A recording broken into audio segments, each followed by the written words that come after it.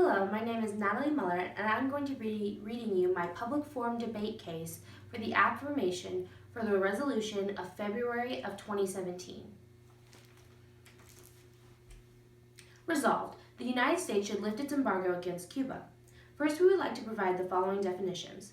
Lift is to be defined as to put an end to a blockade or siege by withdrawing the investing forces. Embargo is to be defined as an order by a government prohibiting the movement of merchant ships into or out of its ports. Second, observe some background information on the resolution. According to Time, the embargo is a commercial, economic, and financial embargo imposed by the United States on Cuba. The original embargo covered all U.S. exports to Cuba except for medicine and some foods. President John F. Kennedy permanently expanded it to cover U.S. imports from Cuba on February 7th of 1962.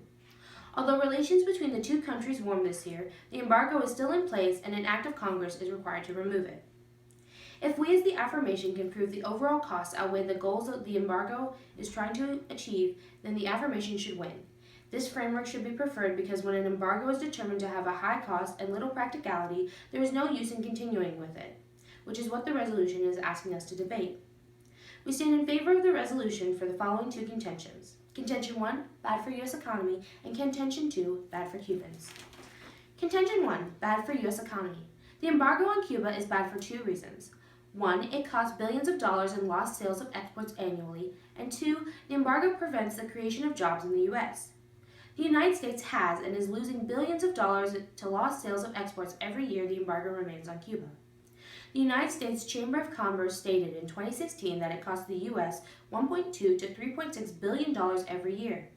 A study by the Cuba Policy Foundation, a nonprofit founded by former U.S. diplomats, estimated that the annual cost to the U.S. economy could be as high as $4.84 billion in agricultural exports and related economic output.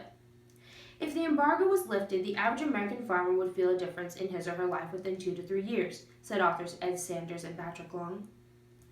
Restrictions on trade disproportionately affect U.S. small businesses, who lack the transportation and financial infrastructure to skirt the embargo.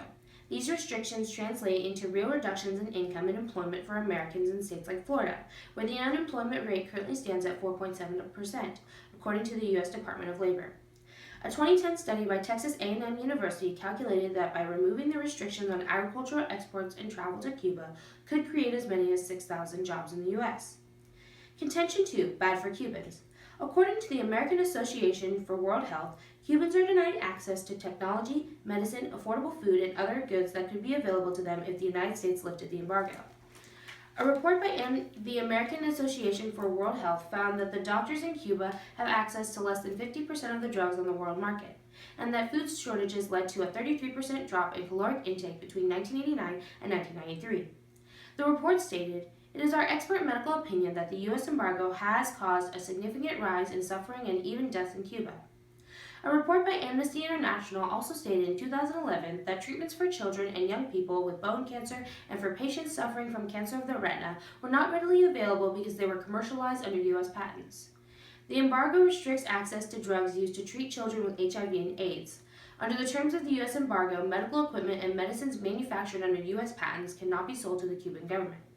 These sanctions on Cuba are hurting its citizens more than they are teaching the Cuban government a lesson.